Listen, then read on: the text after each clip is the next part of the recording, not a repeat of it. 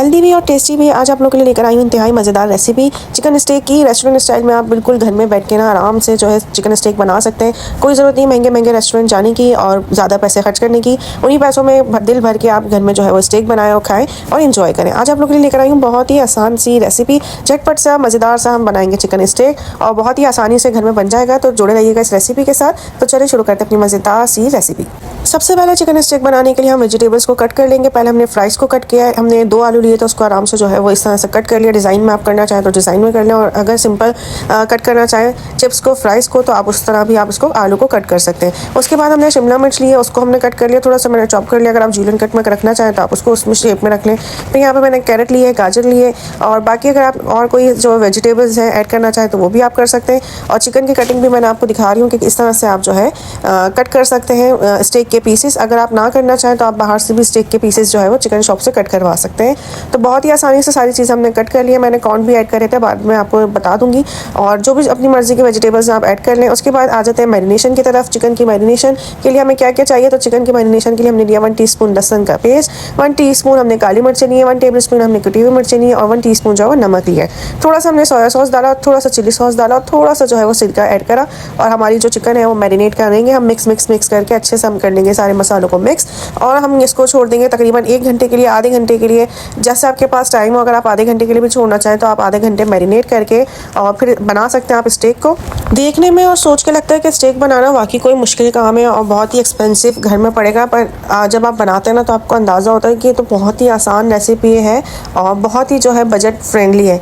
ऐसा नहीं है कि बहुत कॉस्टली पड़ती है। थोड़ी सी जो है वो सॉस वगैरह में और बाकी जो वेजिटेबल्स सौते होती हैं तो उसमें थोड़ा सा जो है मेहनत लगती है, बाकी मेहनत के पैसे हैं।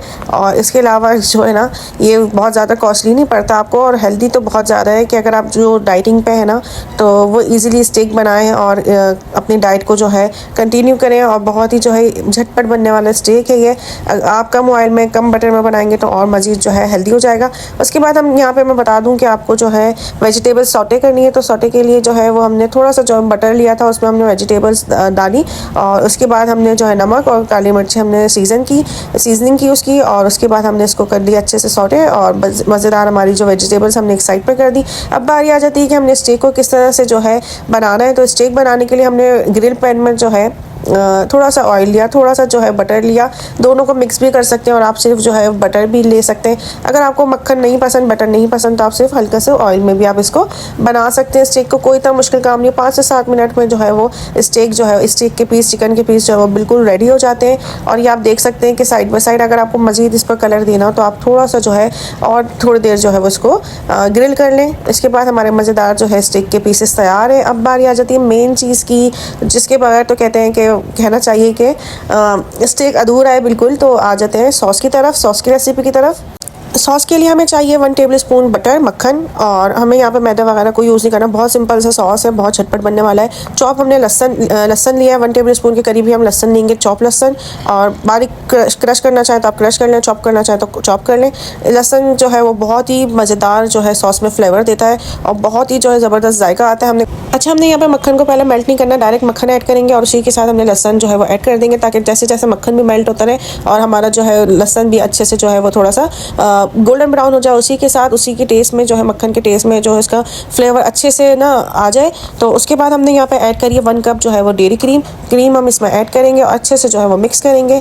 यहाँ पे हमने कोई मैदे वगैरह का इस्तेमाल नहीं करना। अच्छा, इसके अलावा भी मैं बता दूँ, पहले मैं आपको मसाले बता देती हूँ कि हमने नमक ऐड किया, थोड़ा सा चुटकी भर हमने नमक ऐड करा, और पिसी हुई काली मिर्च ऐड करी, और कुटी हुई मिर्च ऐड करी, और थोड़ा सा जो है ½ टीस्पून के करीब, ये थोड़ा सा कह रहे हैं आप अपने टेस्ट के हिसाब से ऑरिगानो यहाँ पे हमने ऐड करा। उसके बाद हमने जितना हमें पतला या गाढ़ा रखना है ना उस हिसाब से हम थोड़ा सा जो है वो मिल्क ऐड करेंगे और थोड़ी देर जो है वो सॉस को पकने देंगे। अब इस सॉस में आप इसमें कॉर्न भी ऐड कर सकते हैं, आप इसमें मशरूम भी ऐड कर सकते हैं। मुझे यहाँ पे मशरूम बिल्कुल नहीं पसंद तो मैंने मशरूम ऐड नहीं किए। वैसे जो ज़्यादातर रेस्टोरेंट में और जो ज़्यादातर लोग पसंद करते हैं वो मशरूम ऐड करते हैं, यहाँ पर मैंने ऐड नहीं किया। ये मज़ेदार हमारा सॉस बिल्कुल रेडी है। थोड़ी देर पकने देंगे सॉस को ताकि अच्छे से जो है वो गाढ़ा हो जाए, और बहुत ज़्यादा ना गाढ़ा रखते हैं ना बहुत ज़्यादा पतला रखते हैं। तो मज़ेदार सॉस बिल्कुल तैयार है।